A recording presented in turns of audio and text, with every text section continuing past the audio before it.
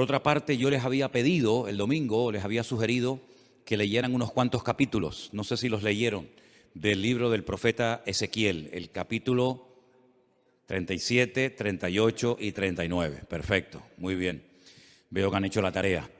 Vamos a orar un momentito en esta tarde y presentar este estudio de la palabra del Señor en oración, pidiendo como siempre su dirección. Espero que podamos aprender con este tema de profecías. Hay que tener pues prudencia, porque aunque si bien es cierto que tenemos muchísimos detalles en la Biblia que nos informan acerca de los acontecimientos finales, hay cosas que como todavía no han sucedido, pues no podemos tal vez categóricamente afirmar que van a ser así, ¿verdad?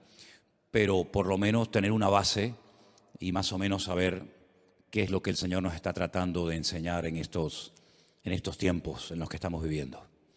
Señor, te damos muchas gracias por esta oportunidad nueva que nos das de estudiar tu palabra. Te pedimos que nos des sabiduría para poder exponerla, para poder entenderla, y que tu Espíritu Santo sea el encargado de darnos la luz necesaria, la sabiduría necesaria para poder comprender estos mensajes tan importantes que tú has dejado en tu palabra para tu pueblo.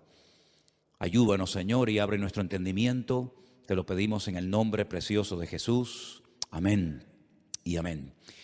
Pedirles también, por favor, que vean la información que les he mandado en esta tarde al grupo de WhatsApp de la iglesia. Si alguien no está en el grupo, pero quiere recibir ese estudio, esa reflexión acerca de lo que representó en su día la fiesta de Purim, que se está celebrando en estos días nuevamente en Israel.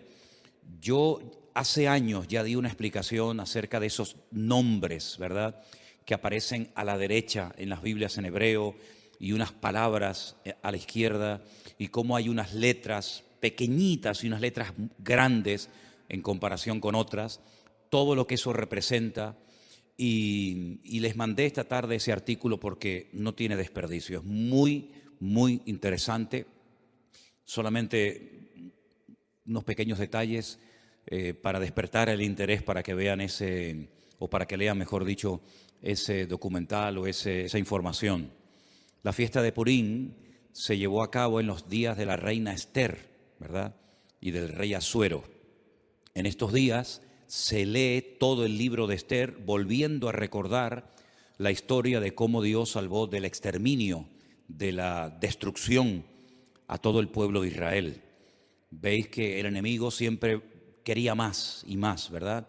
En un principio un hermano mató a otro, pero no fue suficiente. Más adelante vemos cómo el enemigo intenta, mezclar a la raza humana con aquellos engendros espirituales, ¿verdad?, con aquellas deformaciones terribles que produjeron la ira de Dios y tuvo que finalmente mandar el diluvio. Vemos más adelante cómo el faraón no se conformaba con matar a uno, sino con matar a todos los niños. Pero en el libro de Esther lo que vemos es que el diablo quiso ir un paso más allá, y lo que puso en el corazón de un perverso llamado Amán era la exterminación, la aniquilación total del pueblo de Israel, incluido hombres, mujeres, niños, ancianos, etc.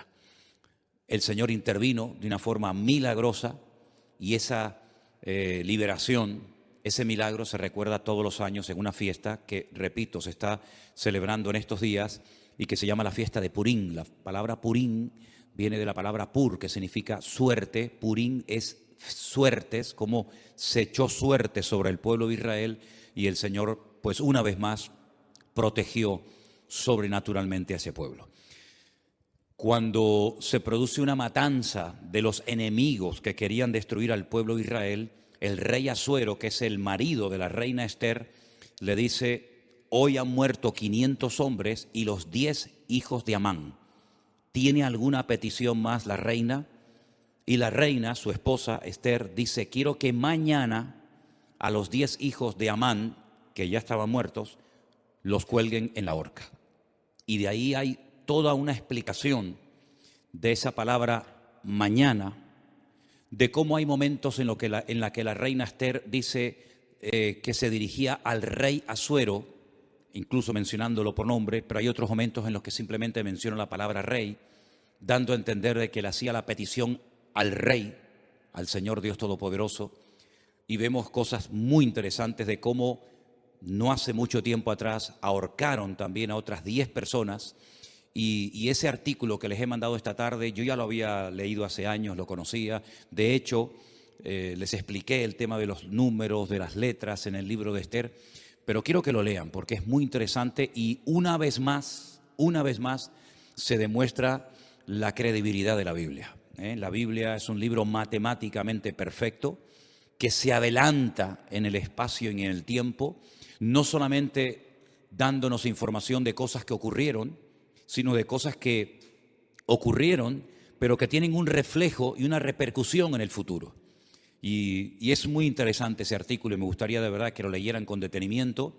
Yo se lo mandé, ya digo, al grupo de WhatsApp, pero si alguien lo quiere tener y no está en el grupo, pues me das tu teléfono y yo te lo mando sin ningún problema, ¿de acuerdo? Nosotros nos vamos al libro de Ezequiel.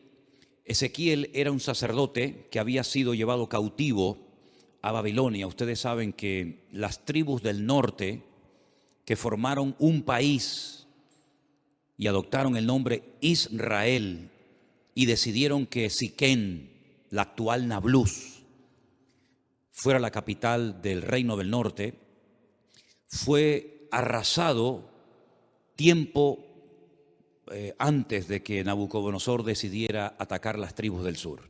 Las tribus del sur, cuando hablo de las tribus del sur, me refiero a la pequeña tribu de Benjamín y a la tribu de Judá, que permanecieron un siglo y pico más en el territorio de Israel. También fueron sacadas de la tierra, fueron llevadas al cautiverio por Nabucodonosor 70 años y estas dos tribus después retornan. Y ese retorno, todo lo que hicieron, la reconstrucción del templo, de la ciudad, de las murallas, etcétera, pues se nos relata en el libro de Esdras y en el libro de Nehemías, que algunos creen que era un solo libro, no dos, como tenemos nosotros en nuestras Biblias, el libro de Nehemías y el libro de Esther. Se creen que los dos formaban un solo tomo, un solo libro. Pero bueno, independientemente de eso, vemos que Ezequiel está en el cautiverio y él estando en Babilonia, el Señor le revela una serie de cosas acerca de su pueblo.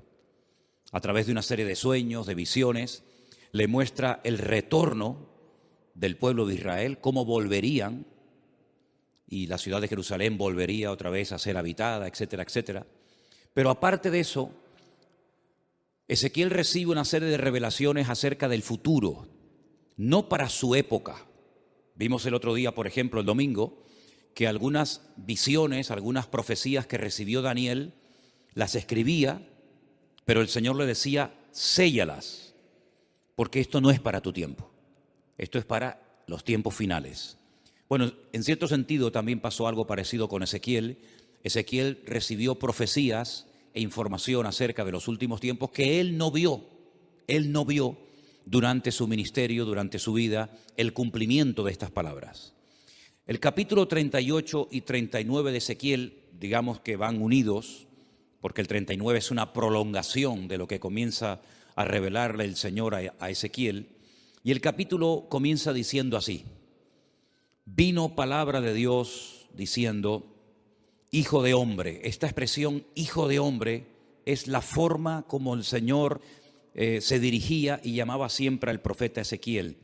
Pon tu rostro contra Gog, en tierra de Magog, príncipe soberano de Mesec y Tubal, y profetiza contra él.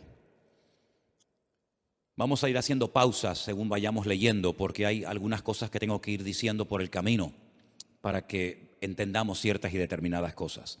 Estos nombres que aparecen aquí, Mesec y Tubal, ustedes los van a encontrar en el primer libro de la Biblia. No es la primera vez que aparecen, ni mucho menos. Concretamente en Génesis capítulo 10, versículo 2, nos dice que Mesec y Tubal eran hijos de Jafet. ¿Quién era Jafet? Uno de los tres hijos de Noé. Noé tuvo a Sem, Can y Jafet. Bueno, pues Jafet tuvo una serie de hijos y uno se llamó Mesec y otro se llamó Tubal. Eran nietos, en este caso serían nietos del patriarca o del personaje de Noé. Es muy interesante ver cómo los hijos de Noé, Sem, Can y Jafet, se fueron por diferentes partes del mundo, ¿verdad? Y conquistaron territorios y tierras. Y bueno, vemos que los europeos tienen un origen, los africanos tienen otro, y cada nación pues tiene un origen diferente, ¿verdad? Y todo procede de los tres hijos de Noé, Sem, Can y Jafet. Los cananeos, que son los descendientes de Can, nieto de Noé, pues se fueron a lo que conocemos hoy en día como Israel, ¿verdad? Y allí ese país se llamaba en el principio Canaán. Y el Señor sacó a su pueblo de la esclavitud en Egipto para llevarlos a Canaán, donde vivían los cananeos. Y los cananeos, ese país estaba habitado por una serie de países, de reinos, de naciones. La mayoría de ellos los conocemos por nombre.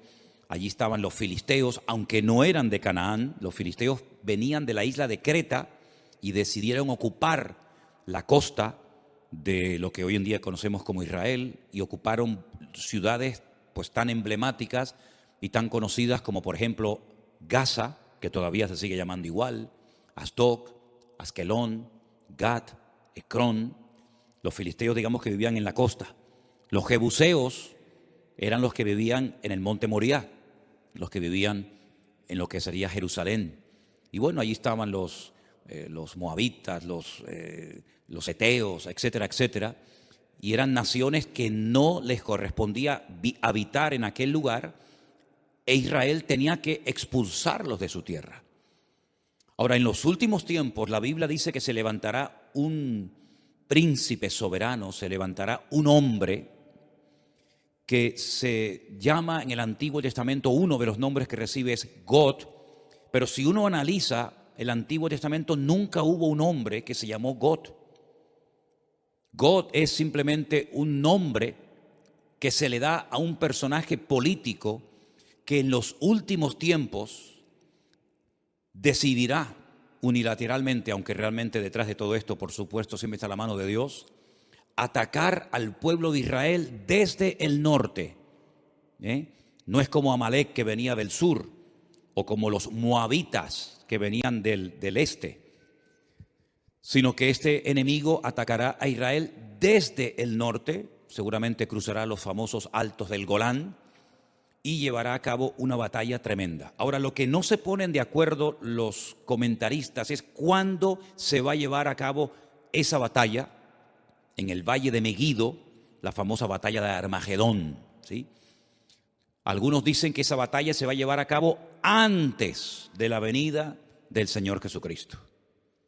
Pero también el libro del Apocalipsis, y después lo vamos a ver, nos dice que después del milenio, God se va a volver a levantar y va a intentar otra vez hacer la guerra contra el pueblo de Dios. Entonces, algunos dicen que es una guerra que se va a llevar a cabo antes y después. Otros dicen que solamente antes, otros dicen que solamente después. En fin, hay diferentes opiniones. Pero vamos a seguir leyendo. Este personaje, que la Biblia en esta ocasión lo llama God, que es el príncipe de estas tierras que ocuparon los nietos de Noé, llamados Mesec y Tubal, dice el Señor: yo estoy contra ti, oh God, príncipe soberano de Mesec y Tubal. Te quebrantaré y pondré garfios en tus quijadas, y te sacaré a ti y a todo tu ejército, caballos, jinetes y todo, de todo en todo, equipados, gran multitud con paveses y escudos, teniendo todos ellos espadas. Y ahora menciona a tres naciones: Persia, Cus y Fut, con ellos, todos ellos con escudo y yelmo. Gomer y todas sus tropas, la casa de Togarma, de los confines del norte y todas sus tropas, muchos pueblos contigo. Es decir, God, digamos que es el líder, el representante, el que aglutina a un montón de naciones que lo van a apoyar con el objetivo de subir y atacar al pueblo de Israel. Ahora, estas naciones que se mencionan en el versículo 5, Persia, Cus y Fut, ustedes tienen que saber de quiénes se trata, para que sepan qué naciones en los últimos tiempos se van a juntar a estos ejércitos, ¿verdad?, internacionales, con el objetivo de atacar al pueblo de Israel. En cierto sentido es como una especie de confederación, es un montón de naciones que se juntan. No es la primera vez que muchas naciones se juntan para atacar a un enemigo en común. Por ejemplo, en la Segunda Guerra Mundial se juntaron muchas naciones para atacar a los nazis, que en aquel momento eran los que estaban, digamos, controlando Europa. Durante la famosa Guerra de los 6 días y otras guerras que se han llevado a cabo en este último periodo en Israel, ha habido muchas naciones árabes que se unieron para pelear contra Israel. No es nada nuevo, ¿verdad? Son naciones que entre ellos se pelean, entre ellos tienen también sus discrepancias, pero como tienen un enemigo en común, que en este caso es Israel, y todos quieren tomar parte de la ciudad de Jerusalén, se unen para pelear como si fueran un solo ejército. Pero realmente no es un solo ejército, sino son muchos ejércitos, muchos soldados que se juntan con un objetivo en común. El versículo 5 habla de Persia. Persia es el país de Irán. Ustedes saben que hasta el otro día a Irán se le conocía como Persia. Así que los iraníes no son árabes, son de origen persa. Así que Irán, qué curioso, ¿no? Se está hablando últimamente mucho acerca de este país. Irán también apoyará a Gog con el objetivo de atacar y destruir al pueblo de Israel. Así que ya tenemos identificado quiénes son los persas. Cus es un país de África, Etiopía. Ustedes saben que Moisés fue criticado por su propia hermana Miriam porque se casó con una mujer cusita. Los cusitas eran o son de Etiopía. Así que Cus en aquel tiempo era Etiopía, actualmente tiene otro nombre, y Fut es el país de Libia, un país que está en el norte de África. Como pueden comprobar, estamos hablando de naciones del norte de Israel, estamos hablando de naciones africanas, estamos hablando de la nación de Libia, y en los últimos tiempos vamos a ver cómo diferentes naciones, y ya lo estamos comenzando a ver, cada nación ya se está posicionando. Unos apoyan a un bando, otros apoyan a otro bando, y estamos viendo cómo se está reorganizando el mundo.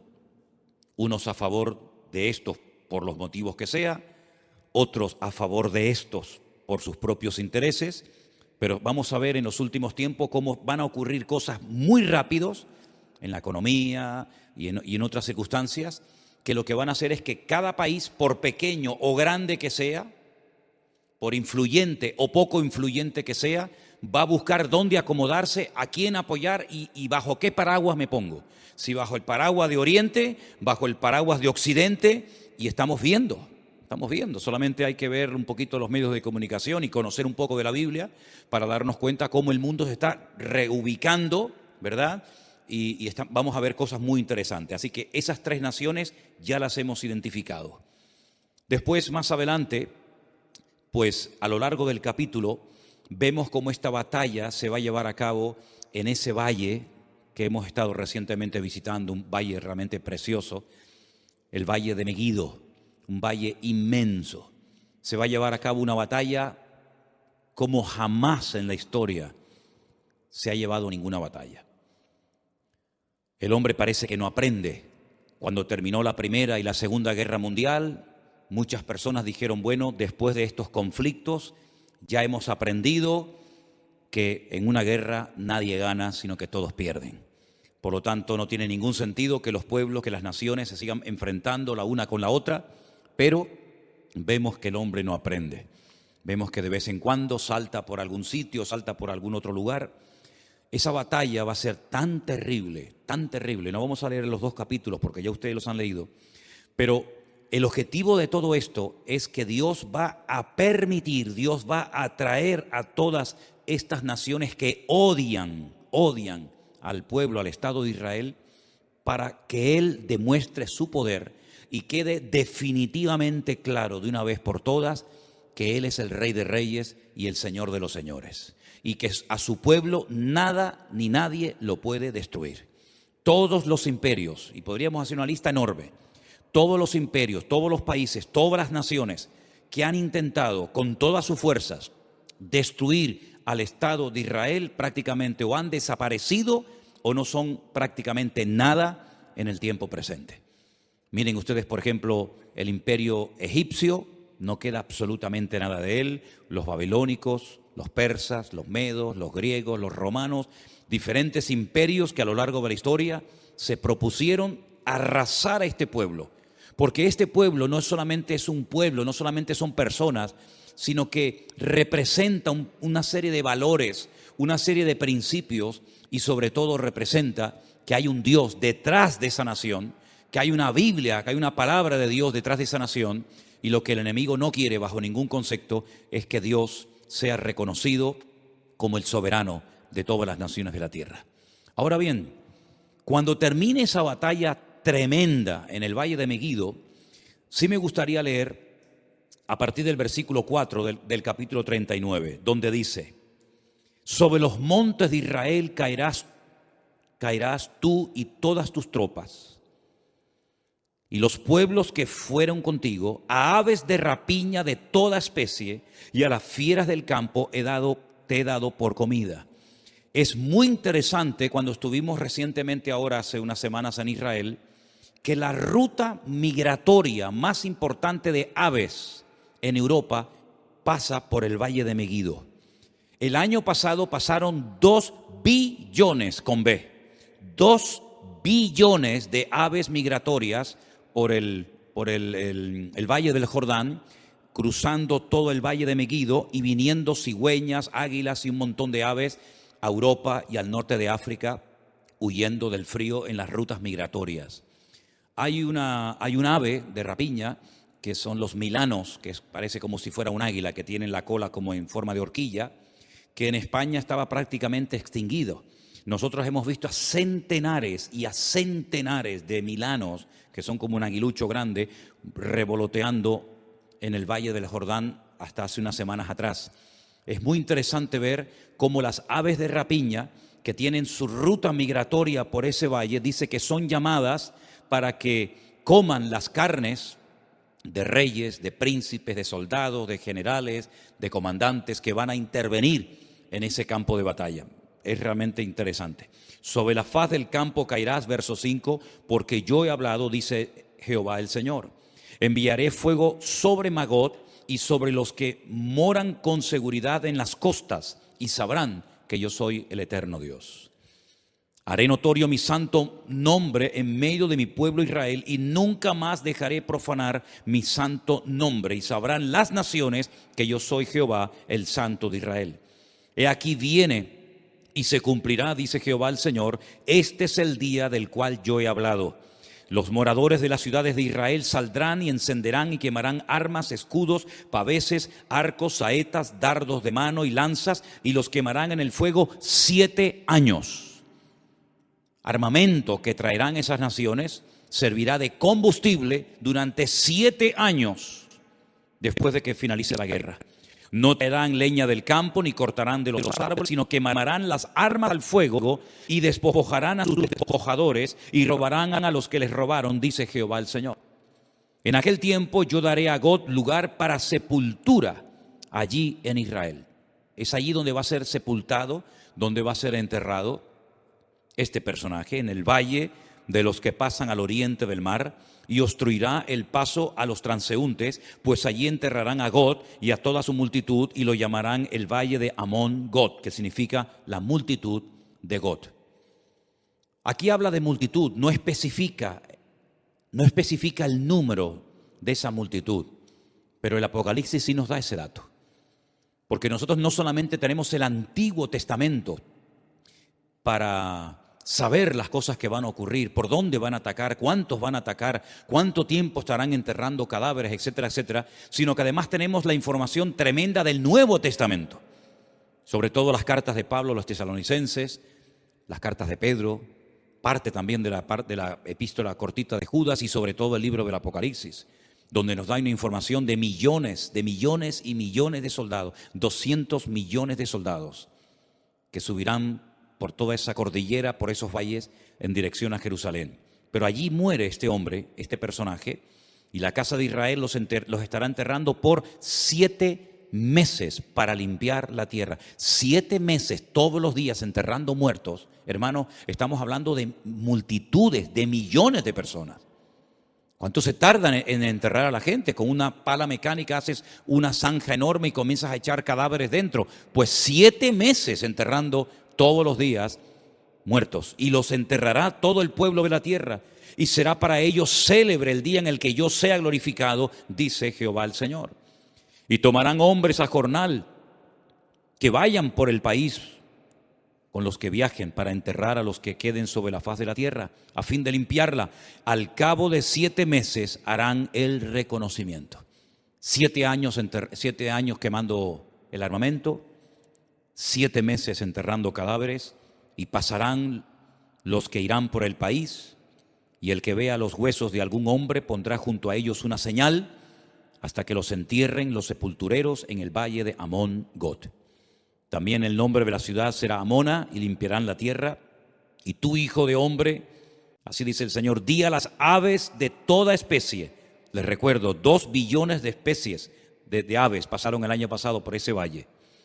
Di a las aves, a toda especie y a toda fiera del campo, juntaos y venid, reuníos de todas partes, a mi víctima que sacrifico para vosotros, un sacrificio grande sobre los montes de Israel, y comeréis carne y beberéis sangre. Y más adelante leemos en el verso 21, y pondré mi gloria entre las naciones, y todas las naciones verán mi juicio que habré hecho.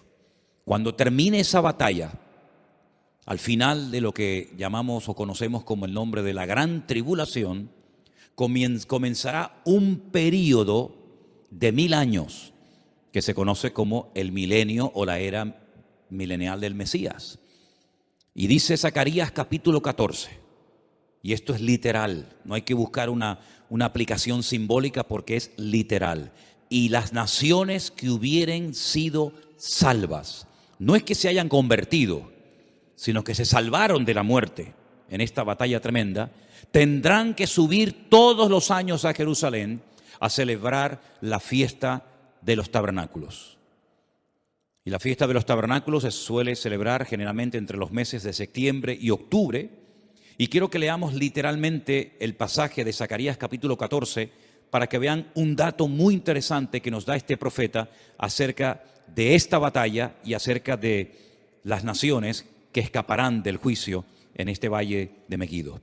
En Zacarías, el capítulo 14, dice así, a partir del verso 1, he aquí el día del Señor viene, y en medio de ti serán repartidos tus despojos. Está hablando de la misma batalla, está hablando del mismo tiempo, del mismo acontecimiento, pero 2 profetas diferentes. Uno, Ezequiel en Babilonia, y ahora Zacarías. Y dice, porque yo reuniré a todas las naciones para combatir contra Jerusalén. Aquí hay una información adicional a lo que nos viene diciendo Ezequiel. La ciudad será tomada y serán saqueadas las casas, violadas las mujeres, y la mitad de la ciudad irá en cautiverio, mas el resto del pueblo no será cortado de la ciudad. Después saldrá Jehová y peleará con aquellas naciones como peleó en el día de la batalla. Y ahora habla de la segunda venida del Mesías. Porque el Mesías, cuando nació cerca de este monte de los Olivos, en dirección hacia el sur, aproximadamente como a 7 o 8 kilómetros al sur, en una pequeña localidad, en un pequeño pueblo llamado Belén, que pertenecía a Judea, Belén de Judea. Pero cuando dice aquí que se afirmarán en aquel día sus pies sobre el monte de los Olivos, aquí podemos ver que el Antiguo Testamento nos habla de su nacimiento en Belén de Judea y de su retorno, su segunda venida, poniendo los pies sobre el monte de los Olivos. Amén, hermanos, ¿lo ven claramente? Nace en Belén, retorna en el monte de los Olivos. Para que algunos digan que la Biblia no habla de 2 venidas, sino solamente de una. No, habla de 2 venidas. Una que ya se produjo cuando nace en Belén de Judea, y otra cuando se afirman sus pies en aquel día sobre el monte de los olivos que está enfrente de Jerusalén, al oriente, al este, y el monte de los olivos se partirá por en medio hacia el oriente y hacia el occidente, haciendo un valle muy grande, y la mitad del monte se apartará hacia el norte y la otra mitad hacia el sur. Es decir, si se parte el valle y parte se va hacia el este, parte hacia el oeste y luego se ensancha, se separa el norte y el sur, quiere decir que en esa parte en la que hemos estado muchísimas veces se va a hacer un valle gigantesco, un valle enorme. Ahora mismo entre el monte Moriah, donde antiguamente estaba el templo, y donde está el monte de los olivos, hay un barranco, hay como si fuera un barranco que se llama el famoso torrente de Cedrón, pero no tiene ni punto de comparación lo ancho que será ese valle cuando el Señor ponga sus pies sobre el monte de los olivos. La pregunta que a lo mejor algunos se hacen es: ¿qué interpretan los judíos cuando dice aquí y pondrá sus pies sobre el monte de los olivos y el monte de los olivos se partirá? Bueno, ellos dicen que cuando venga el Mesías, que no creen que vengan del cielo, pues ellos dicen y opinan que cuando venga el Mesías, la expresión "y pondrá sus pies sobre el monte de los olivos" significa, es una expresión como decir "y vendrá con autoridad", pero no lo interpretan como algo literal. Entonces, si no interpretan una parte del texto como no literal, tampoco pueden interpretar la otra parte del texto como literal, pero en esta ocasión se equivocan. Dice que huiréis al valle de los montes, porque el valle de los montes llegará hasta Asal. Huiréis de la manera que huisteis por causa del terremoto en los días de Usías, rey de Judá, y vendrá Jehová mi Dios y con él todos los santos. ¿Quién es el que viene? Jehová mi Dios. ¿Y viene acompañado de quién? Con todos sus santos.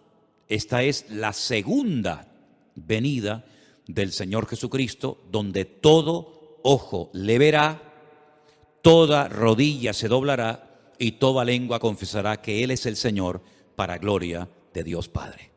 ¿Se dan cuenta cómo Él viene, pero no viene solo? Ya la iglesia ya ha sido arrebatada, ya fue llevada con Él, y cuando Él retorna en su segunda venida, su iglesia no está en la tierra, sino que su iglesia viene con Él en las nubes. Y acontecerá que en ese día no habrá luz clara ni oscura. Acontecerá que no habrá luz clara ni oscura. Qué cosa tan rara, ¿verdad? Será un día el cual es conocido de Jehová, del Señor, que no será ni de día ni de noche. No nos hacemos ni la más remota idea cómo puede ser, porque en nuestra mente no cabe, o es de día o es de noche. Pero dice, no va a ser ni de día ni de noche. ¿Y cómo será ese día? Solamente Él lo conoce. Pero sucederá que al caer la tarde habrá luz. Al caer la tarde, cuando se oculta el sol, es cuando ya se hace la noche. Pero aquí es al revés. Cuando llega la tarde, es cuando hay luz. Qué cosas tan interesantes, qué cambios, ¿no? Qué cambios tan tremendos va a haber.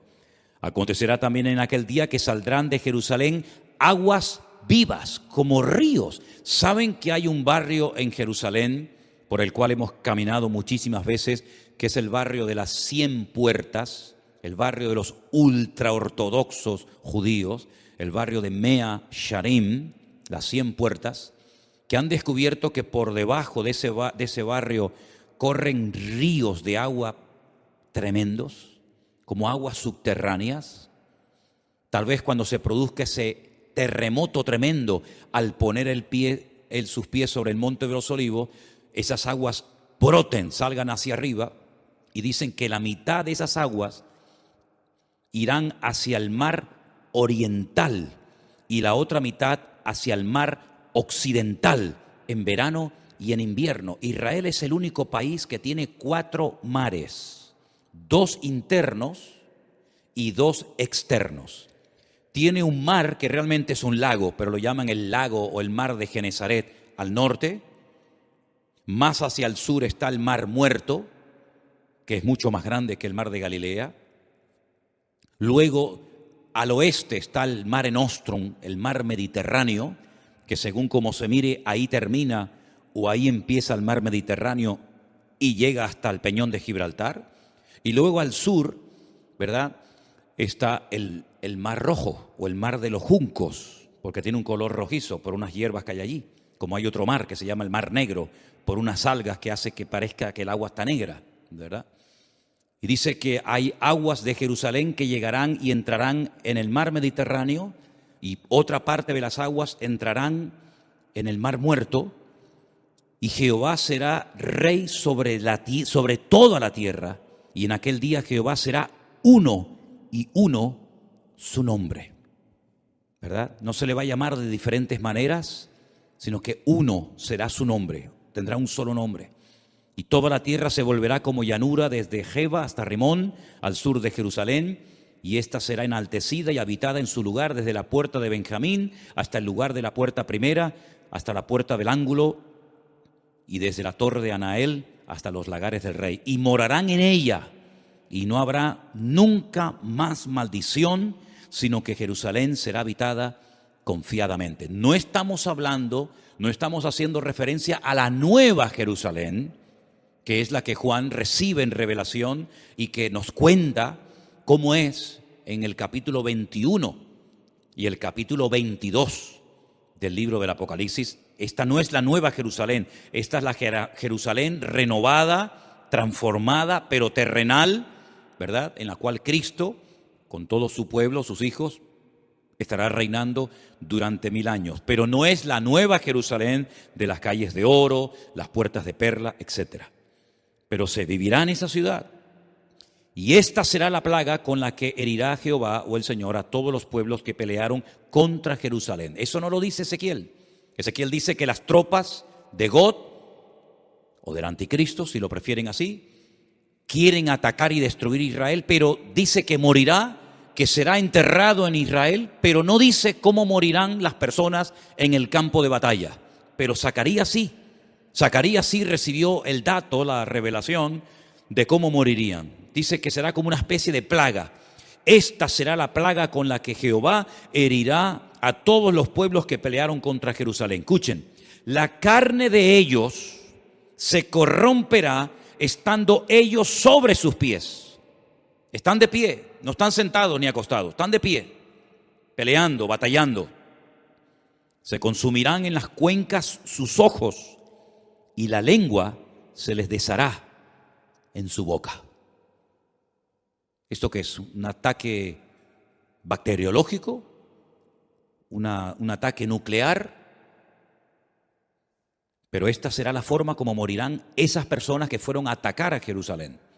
Acontecerá en aquel día que habrá entre ellos gran pánico enviado por Dios, y trabará cada uno de la mano a su compañero y levantará su mano contra la mano de su compañero. Se matarán entre ellos, se pelearán entre ellos, se matarán entre ellos. Increíble, ¿eh? Judá también peleará en Jerusalén, y serán reunidas las riquezas de todas las naciones de alrededor, oro, plata, ropas de vestir en gran abundancia. Así también será la plaga de los caballos, de los mulos, de los camellos, de los asnos y de todas las bestias que estuvieren en aquellos campamentos. Todos los que sobrevivieren de las naciones que vinieron contra Jerusalén, aquí hay un dato muy importante, subirán de año en año para adorar al Rey, a Jehová de los ejércitos, a celebrar la fiesta de los tabernáculos. Todos los años tendrán que subir. ¿Por qué la fiesta de los tabernáculos y no otra fiesta? Porque las 3 fiestas de obligatorio cumplimiento que recibió el pueblo de Israel, que son Pascua,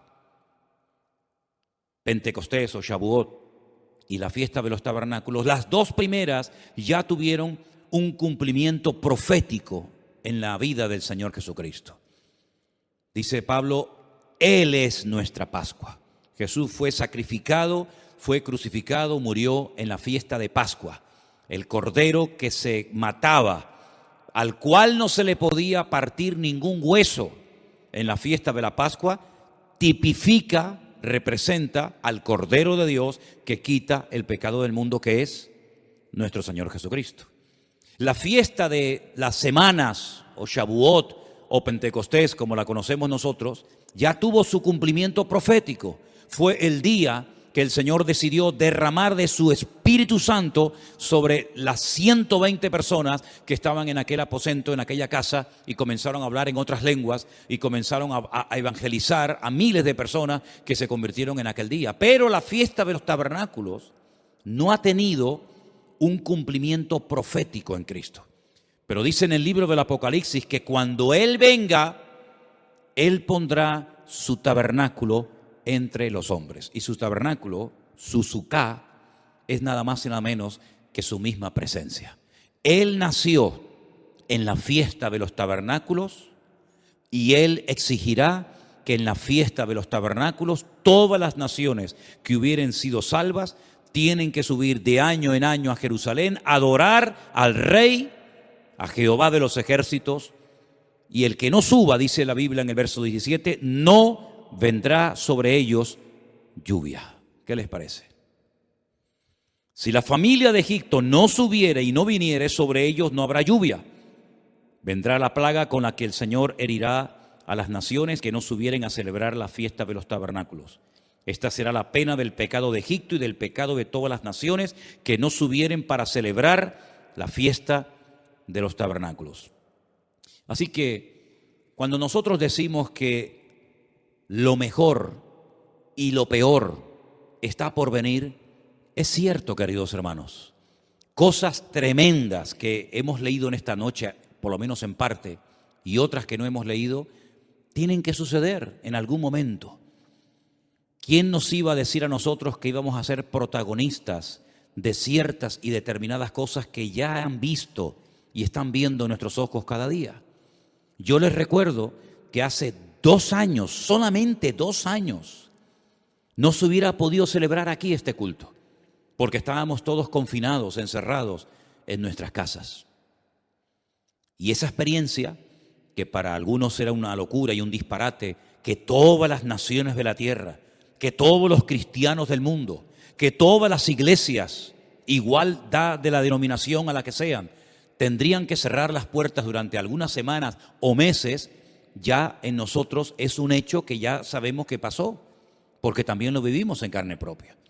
¿Y quién nos iba a decir a nosotros lo que estamos viendo en televisión en estos días? ¿Verdad? Parece como decir, ¿pero qué es lo que ha pasado? Si hasta el otro día todo estaba tranquilo y todo estaba bien y ahora se ha disparado el precio de esto y el precio de lo otro y nadie sabe lo que tiene que hacer y nadie sabe lo que va a pasar dentro de media hora y nadie sabe si se va a quedar aquí o va a decir, bueno, vamos también a ir a por el vecino de enfrente. Nadie sabe absolutamente nada. Hay un temor, ¿verdad? Hay una inseguridad y dice la Biblia que en los últimos tiempos habría angustia en las gentes, habría temor, habría miedo, pero en nosotros los cristianos, los que hemos creído, no pueden aflorar, no pueden manifestarse esas actitudes, sino más bien todo lo contrario. Dice, erguíos y levantad vuestras cabezas, porque vuestra redención está a las puertas. Y todo esto es la señal de que todo lo que está escrito en la palabra, que hemos leído y predicado durante años y años, pues llegará el momento que, si el Señor lo permite, lo vamos a poder contemplar y lo vamos a poder mirar con nuestros propios ojos. ¿Cuál debería ser entonces la postura de nosotros hoy en día ante lo que está ocurriendo y lo que va a venir, que es muchísimo peor que lo que estamos comenzando a ver? Bueno, pues yo quisiera recordarles que en esta mañana, no sé si lo vieron, en el devocional yo leía una porción que Pablo escribió a los hermanos de la iglesia de los Filipenses, y quiero volver a leer el pasaje que yo en esta mañana les leía, porque aquí encontramos instrucciones acerca de cómo tenemos que comportarnos y actuar en este tiempo final. Filipenses capítulo 4, versículo 4 dice, regocijaos en el Señor siempre. Dígalo conmigo, regocijaos en el Señor siempre.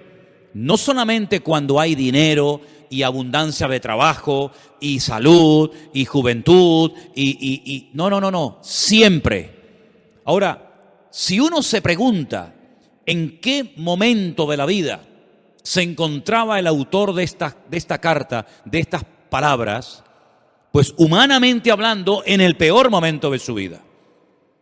Ya era una persona avanzada en edad, una persona que había sufrido muchísimo por la causa del Evangelio y estaba preso en Roma, probablemente a punto de morir. Algunos especulan que si Pablo logró salir de ese encarcelamiento y luego otra vez lo volvieron a meter, me da exactamente igual. Lo que está bien claro es que esta carta, junto con otras 3 más, se escribió desde una cárcel en Roma, que no era una cárcel como las que vemos a veces en televisión, que ocupan los ricos o los poderosos, que parecen que son hoteles de 5 estrellas, sino una mazmorra, sin luz, sin agua, con una comida seguramente malísima, con frío, donde él dice que todos le habían abandonado. Es increíble, ¿no? Un hombre que fue de una bendición tan grande para miles y miles de cristianos, y lo sigue siendo hasta nosotros hoy en día, ¿verdad? Y que lo dejaran solo, dice, solo Lucas está conmigo. Nadie se quedó a su lado, nadie, incluso algunos se marcharon hasta causándole problemas en el peor momento de su vida. Dice, pero el Señor estuvo a mi lado y me dio fuerzas y me libró de la boca del león y me librará y me preservará para su reino celestial. Gloria a Dios. Y es ahí, en esa cárcel, solo, donde dice, regocijaos en el Señor siempre. Y por si no ha quedado lo suficientemente claro, otra vez lo repito, otra vez lo digo, regocijaos, que es mucho más que alegraos. Vuestra gentileza sea conocida de todos los hombres. El Señor está cerca. Fíjate cómo asocia la venida del Señor con el regocijo que tiene que tener un creyente ante este acontecimiento tremendo que estamos esperando. El Señor viene pronto, por lo tanto regocijaos. Por nada estéis afanosos. Fíjate quién está hablando, y de dónde está hablando. Por nada estéis afanosos. Él no pide, hermanos, por favor, oren para que el Señor me saque de aquí. Hermanos, por favor, oren para que no me maten. Hermanos, por favor, oren para que no me torturen. En ningún momento sus peticiones van en esta línea, sino que a veces cuando pide oración es para seguir predicando la palabra, para seguir ganando almas para Cristo. No le da lugar a la tristeza, a la depresión. Por eso yo digo una cosa, hermanos, y lo digo para todos, y también para mí, por supuesto. Cualquier cosa que podamos estar padeciendo no tiene ni punto de comparación con lo que este hombre estaba padeciendo y con lo que otros hermanos en este momento, otros hermanos nuestros en este momento, estén padeciendo. A veces nos comportamos como niños. Nos enfadamos, perdemos la paz, el equilibrio por cosas insignificantes, ¿verdad? Y nos derrumbamos y nos venimos abajo y parece como que nos han quitado el chupete y nos han quitado el juguete. Y lo que estamos pasando nosotros, ¿qué es lo que estamos pasando nosotros? Díganme. Veía unas imágenes tremendas de una chica joven en este país que está pasando este conflicto, a punto de parir, a punto de dar a luz. Yo decía, Dios mío, una chica joven a punto de parir, que sabe que si sale a la calle probablemente no regrese o no pueda llegar al hospital a tiempo. ¿Qué es lo que estamos pasando nosotros, hermanos? Nada, absolutamente nada. Y aún así, a veces nos quejamos. Y la Biblia dice, por nada estéis afanosos, sino sean conocidas vuestras peticiones delante de Dios, en toda oración, ruego, pero con acción de gracias. Siempre con las gracias por delante. Y la paz de Dios, que sobrepasa todo entendimiento, guardará vuestros corazones y vuestros pensamientos en Cristo Jesús. Qué tremendo, ¿no? Qué tremendo, qué palabras de aliento, qué palabras de ánimo. Y después dice, por lo demás, hermanos, si esto no les llega, por si acaso esto se les queda corto y dice, bueno, está bien, pero hay más.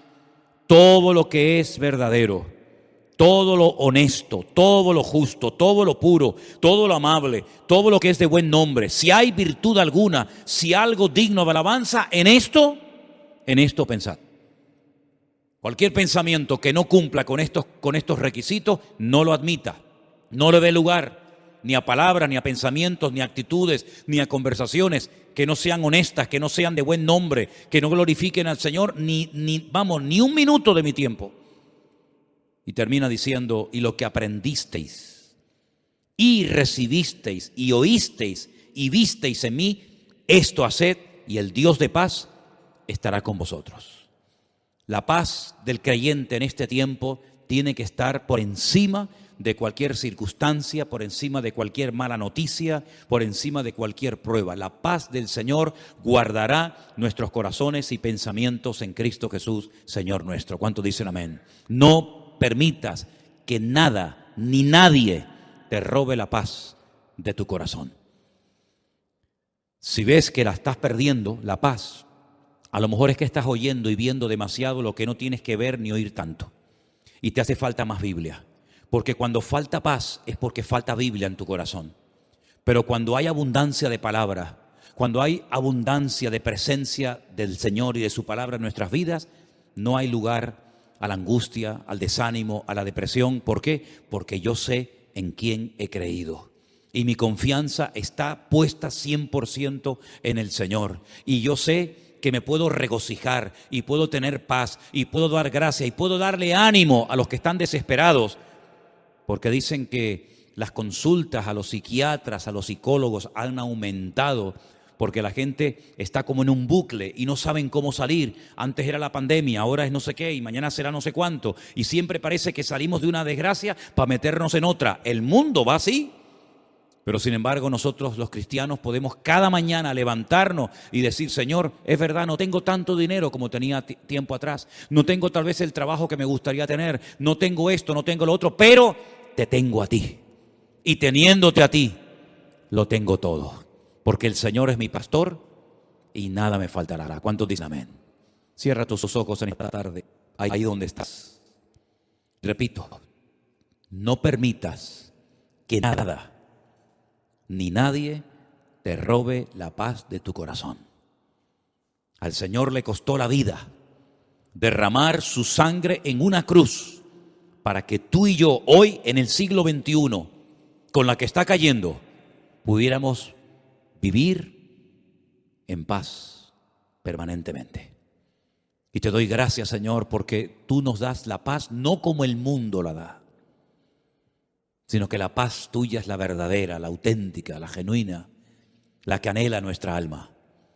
Y en esta tarde, Señor, te damos gracias porque tú nos informas, tú nos adviertes, tú nos hablas claramente acerca de los acontecimientos finales, pero también nos enseñas y nos dices cómo tenemos que comportarnos en estos tiempos difíciles. Para que marquemos una diferencia y le demostremos al mundo que no te tiene, que se puede tener paz en medio de la tormenta. Y podemos confiar en nuestro Dios, porque sabemos que todo esto es el cumplimiento de lo que los santos varones y profetas de Dios hablaron hace años, hace siglos. Señor, manténnos firmes en tu palabra, sin retroceder, sin tambalearnos, cada día más firmes, más seguros, sabiendo que tú estás con nosotros y que nada ni nadie nos podrá separar de tu presencia. Gracias te doy, Señor, en esta tarde por tu preciosa y bendita palabra. La atesoramos, la guardamos en nuestros corazones y te daremos a ti siempre toda la gloria y la honra. En el nombre de Jesús. Amén.